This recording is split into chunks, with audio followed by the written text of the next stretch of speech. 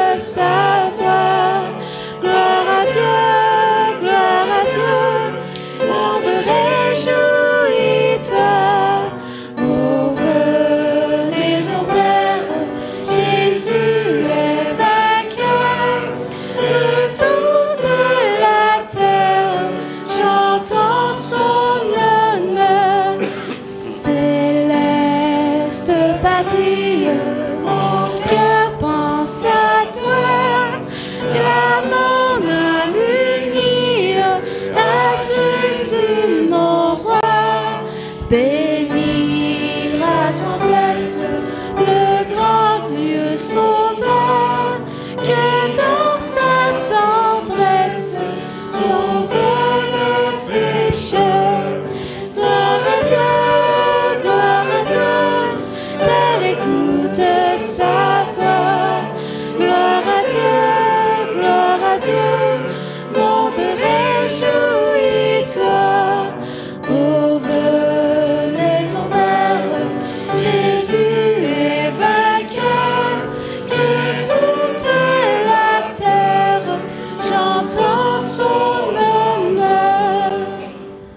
Bon, bonjour tout le monde. Vous allez bien aujourd'hui? Oui, c'est vrai? Ok, répète-moi cela. Vous savez bien aujourd'hui? Ah, ok. Je comprends maintenant. Je suis content de, encore une fois, être parmi vous, étant que famille de l'Église. Je suis content qu'on puisse se voir, se rencontrer. Je comprends aussi qu'il y a quelques-uns qui sont plus heureux que d'autres aujourd'hui. Oui, c'est vrai. Il ne faut pas oublier quand même que nous avons une personne qui n'est pas ici, qu'on sait qu'il est à l'hôpital aujourd'hui. Ah oui, c'est Mme Thibodeau. OK, donc pensez à elle dans nos prières. Et si possible, je ne sais pas comment est-ce que ça marche ici, mais si possible, peut-être aller faire la visite, l'amener une bonne mot d'encouragement, ça sera bon pour qu'elle ne soit pas seule, qu'elle se rende compte qu'elle n'est pas seule, qu'elle est au milieu d'une famille. Je voudrais que vous invitez maintenant à vous joindre dans ma prière maintenant. Oui, c'est bien. Et Père éternel, on vous remercie encore une fois de nous donner cette opportunité, en plus une merveilleuse journée. Et encore une fois, on vous demande, Seigneur, de nous bénir, de nous protéger, et surtout, Seigneur, de nous donner la sagesse, afin que nos pensées soient votre pensée aujourd'hui, et que vous pouviez nous guider dans le bon but du message de ce matin.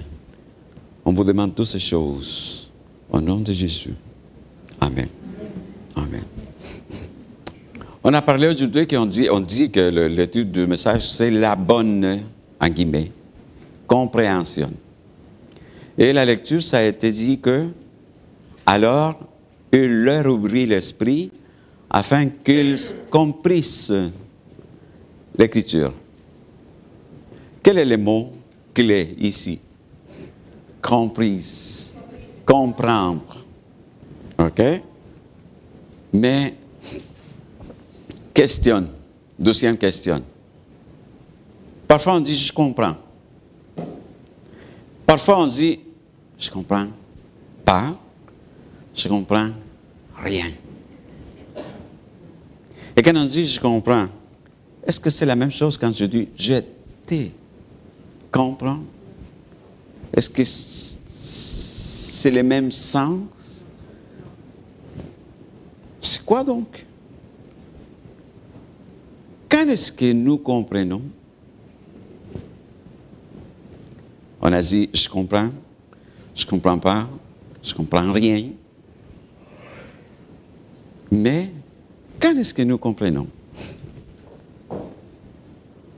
Aujourd'hui, ici, dans la salle, nous avons des étudiants qui sont au primaire, des étudiants qui sont au secondaire, des étudiants qui sont à l'université.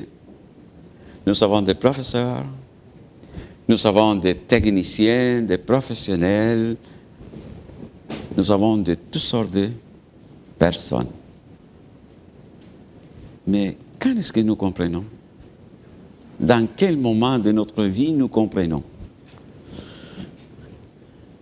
Il y en a 3 étapes que parfois on la vive. On va vivre cette étape, mais on est inconscient de cela.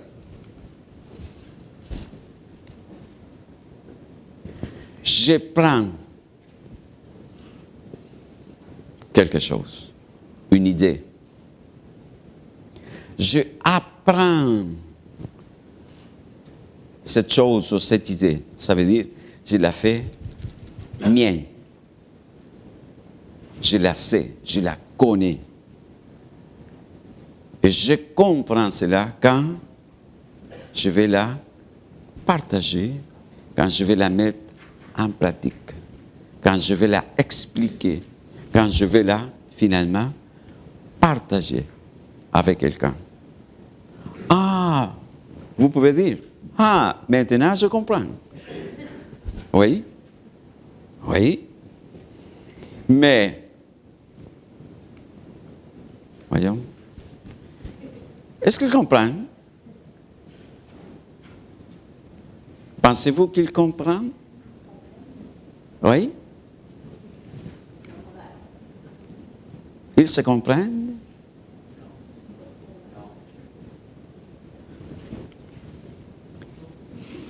Ils se comprennent?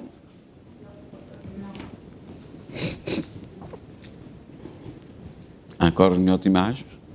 Ils se comprennent? Encore une autre? Encore une autre. Ils sont en train de se comprendre? OK. Est-ce que si on ne se comprend pas, de quoi est-ce qu'on parle? Évidemment, de le mot qui est contraire. Ça veut dire incompréhension. Et où est-ce qu'on peut trouver la incompréhension? N'importe où. Parfois, on dit, nous, les vieux, hey, mes enfants, ils ne comprennent rien. Qu'est-ce que nos enfants ils disent de nous? Et ils ne me comprennent pas. OK? Et c'est vrai? C'est vrai.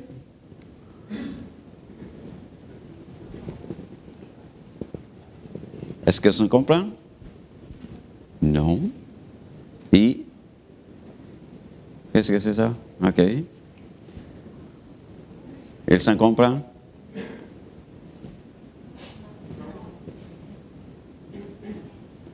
Elles se comprennent? Aïe, aïe. Et on peut dire que ça, c'est la vie quotidienne aujourd'hui. OK? C'est la incompréhension. On peut avoir un autre exemple? Riez pas, s'il vous plaît.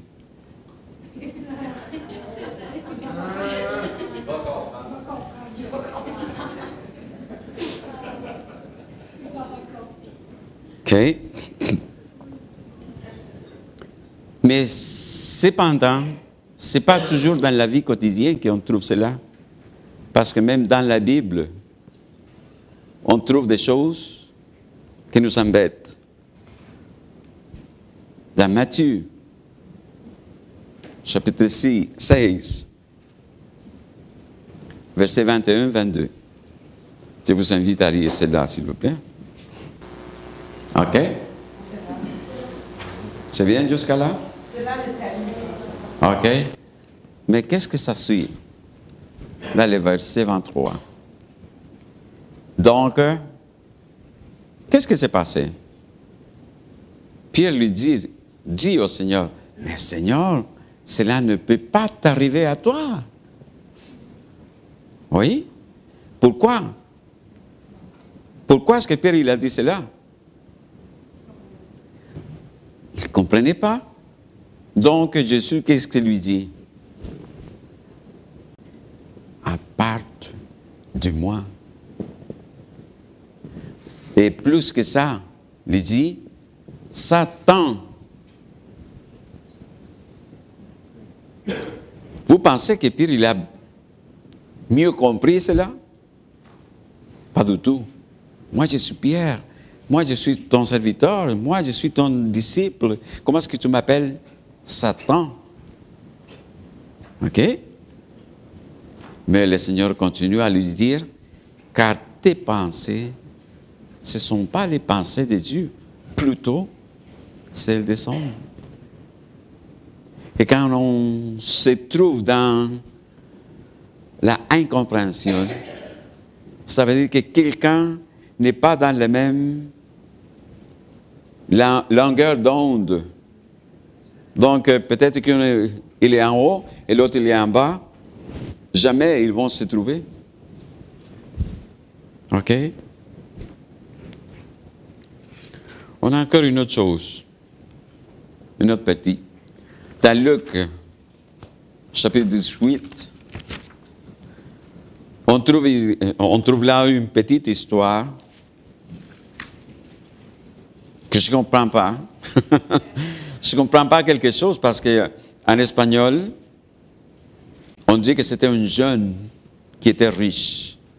En français, on dit que c'était un chef principal de la synagogue. OK? Bah, question de traduction. Mais l'histoire, c'est quand même bonne, parce que ça nous dit qu'un chef interrogé à Jésus a dit, « Bon maître », prenez attention à cela, « Bon maître, que dois-je faire pour hériter la vie éternelle ?»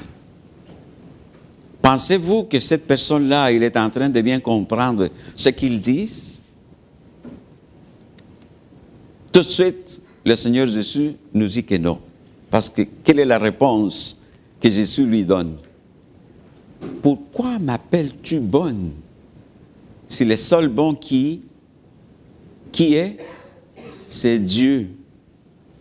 Donc, lui, il est en train de dire, écoute, Bruno, tu es mon ami, tu m'aides beaucoup, tu es toujours à côté de moi.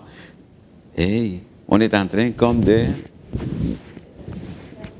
flatter en première. Il n'avait pas bien compris à qui il lui parlait.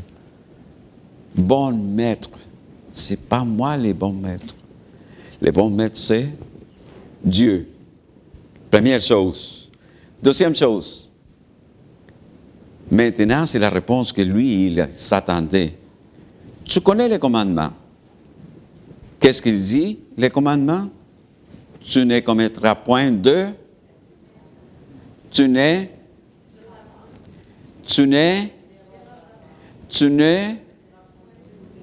Et finalement, honore ton père et ta mère. Quelle était la réponse de la personne qui pose la question à Jésus? Il a bien compris? Mais Jésus, tout cela, je l'ai fait de que j'étais jeune, de que j'étais petit.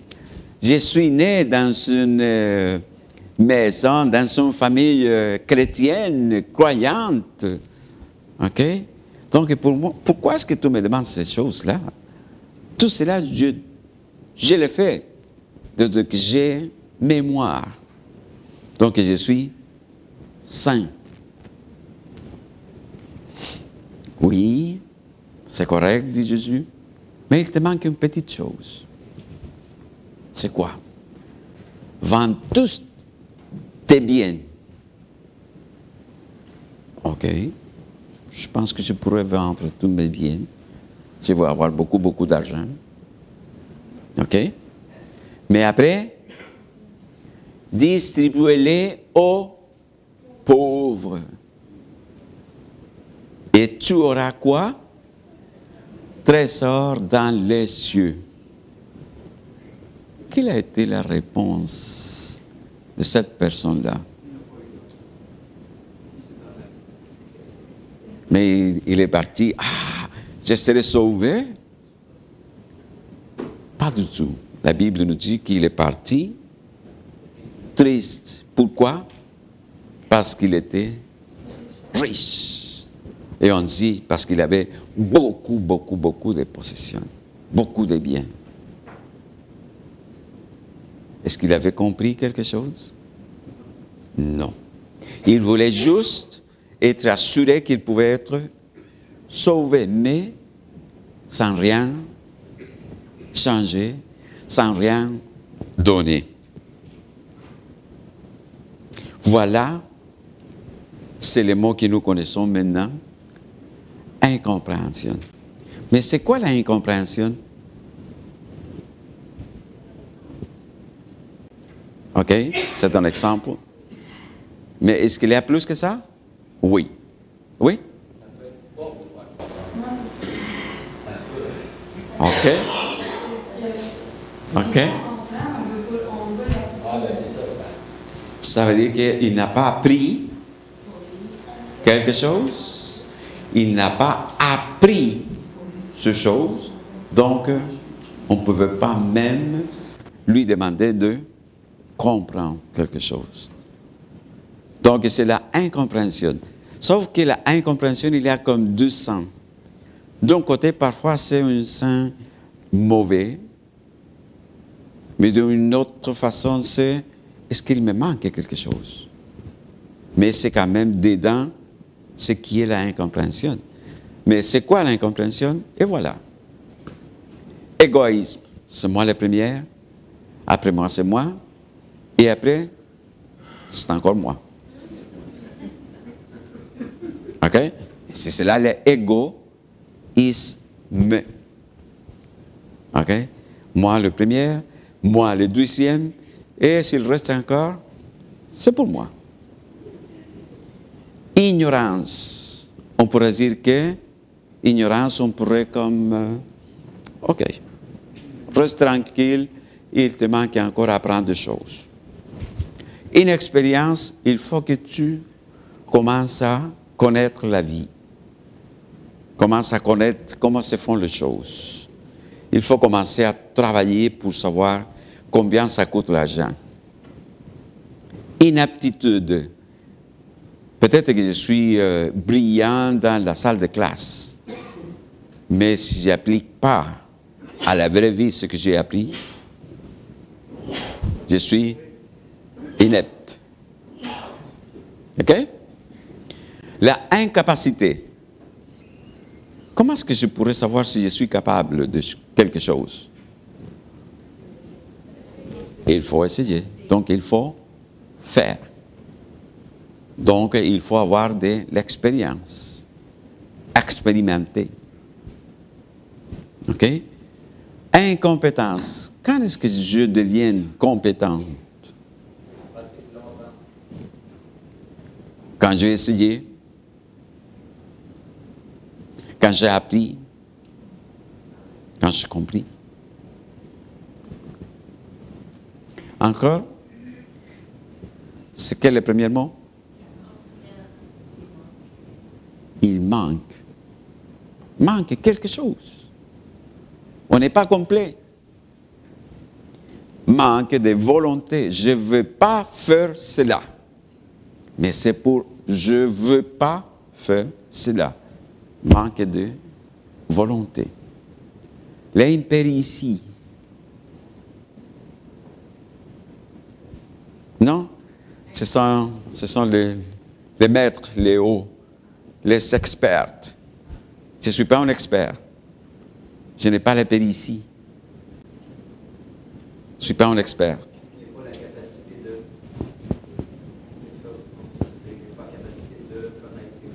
C'est un autre mot pour dire la même chose. Il manque de l'expérience, il manque de l'aptitude, il manque. OK? Manque d'empathie. C'est quoi ça? Empathie. C'est quoi l'empathie? Ça veut dire? Pardon? Se mettre à la place de l'autre. Moi, à ta place, je ferais... Est-ce que je suis en train d'agir de façon empathique? Non, pas du tout. Je n'ai pas bien compris le mot empathie. Empathie, ça veut dire, OK, tu es dans le pétrin, je vais être avec toi. Je vais t'aider. Ça, c'est l'empathie. Et finalement, le manque d'identification. OK? Je ne peux pas me joindre à quelque chose ou à quelqu'un, je ne le connais pas. Il me manque. M'identifier avec quelqu'un. Je viens à l'église, je m'assis n'importe dans quelle place, une fois fini, paf, je pars. Hey, viens, reste avec nous, on va faire ceci, on va faire cela. Merci. Ça vient comme ça. Je viens pourquoi? Mais est-ce que je suis identifié avec l'Église? Pas du tout.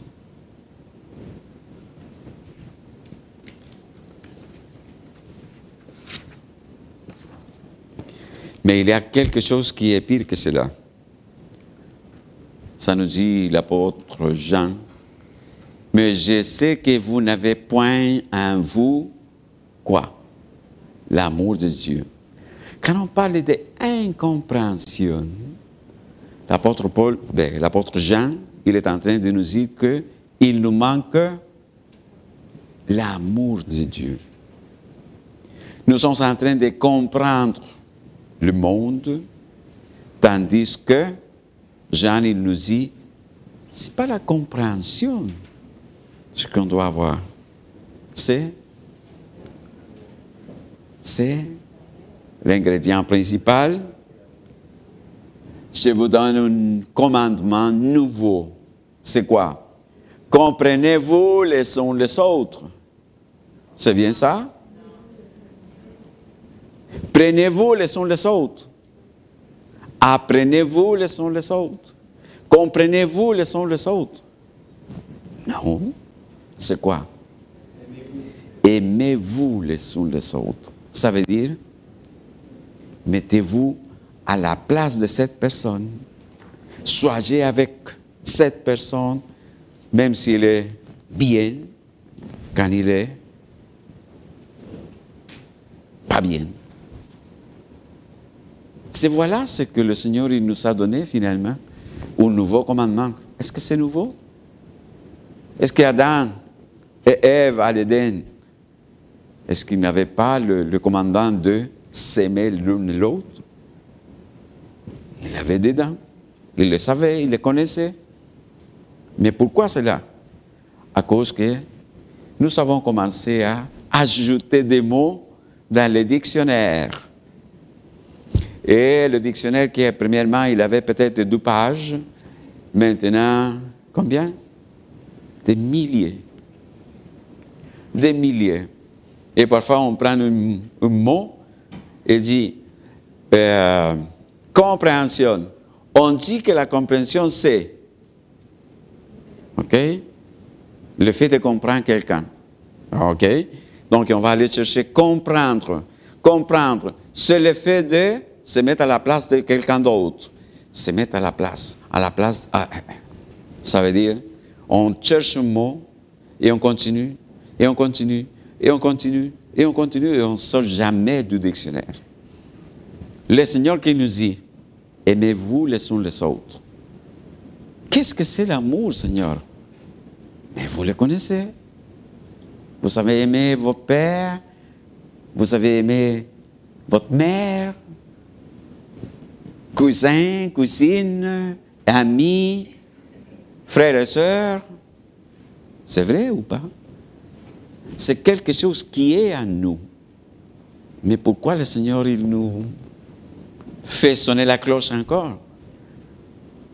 Parce que peut-être que nous avons dévié de la bonne compréhension des choses.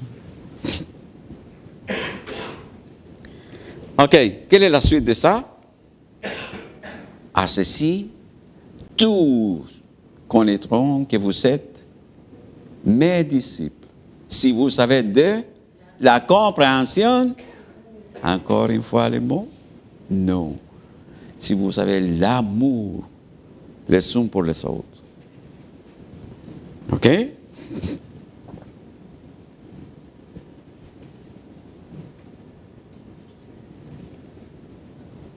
Encore une fois, on parle de l'amour. Pierre, avant tout, c'est quoi? C'est quoi?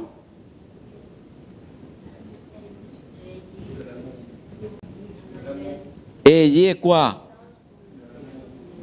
OK? J'ai mis amour parce que en espagnol c'est amour. En français c'est charité. OK? Mais avant tout, ayez les uns pour les autres une ardente charité, un ardent amour. Car l'amour, c'est quoi? Couvre une multitude de péchés. Si nous avons l'amour les uns pour les autres, est-ce que je vais regarder qu'il a fait quelque chose qui n'est pas bon et de ce côté-là, non. Si on me demande de l'aider, je vais le faire.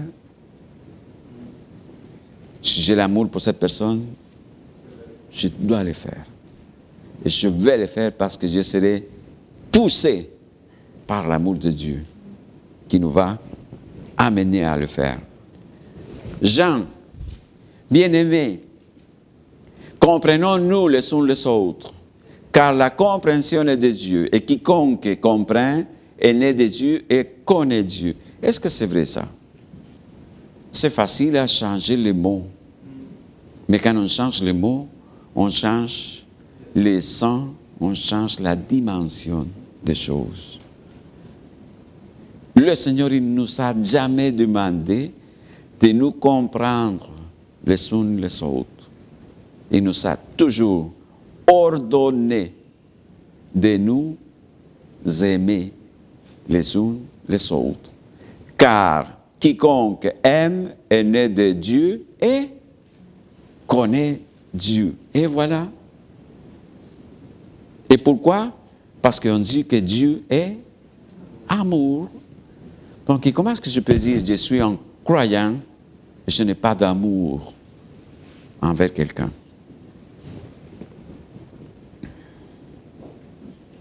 Encore une autre.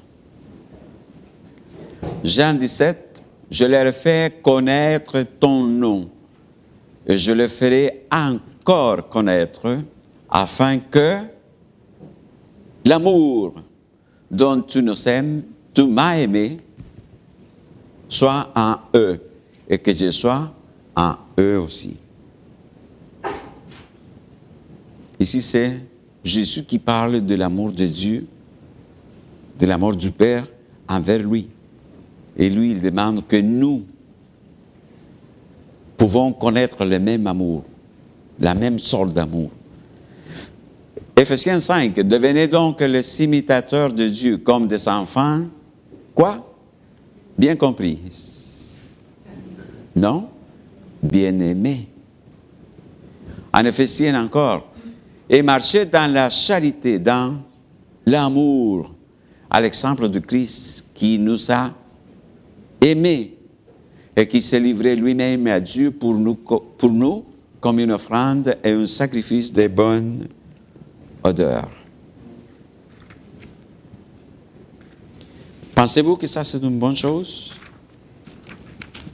De changer les mots compréhension pour les mots amour? Oui? C'est juste de ce côté-là qu'on pourrait avoir des images comme ça à la place de l'autre. Ou des images comme ça à la place de l'autre. Que le Seigneur, dans son amour, il nous aide à bien prendre, apprendre et comprendre son amour. Et que nous pouvons le partager avec tout le monde. Amen.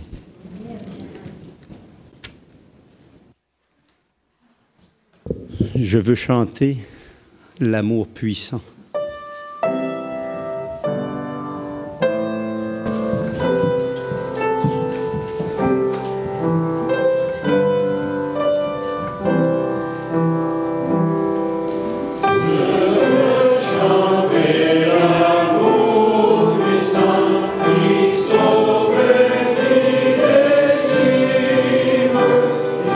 Remplis mon cœur maintenant.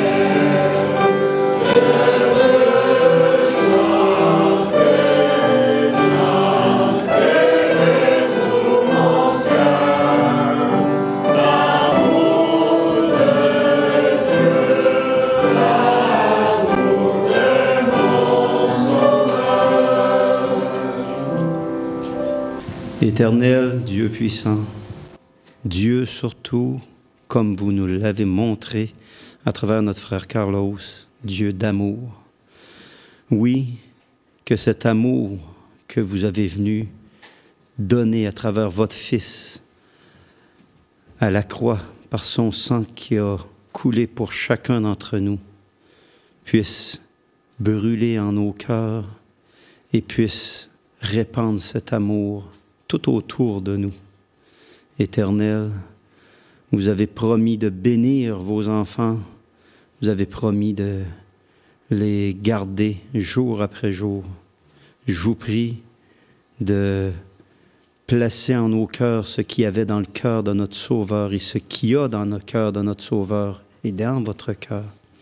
Que votre esprit soit sur tous vos enfants et sur toutes les personnes qui aspirent à connaître cet grand amour. Oui, que le moi puisse disparaître à la présence de notre Sauveur Jésus-Christ, afin que vous puissiez accomplir la mission que vous avez préparée pour chacun d'entre nous. Tout au long de cette semaine éternelle, on vous le demande en Jésus-Christ.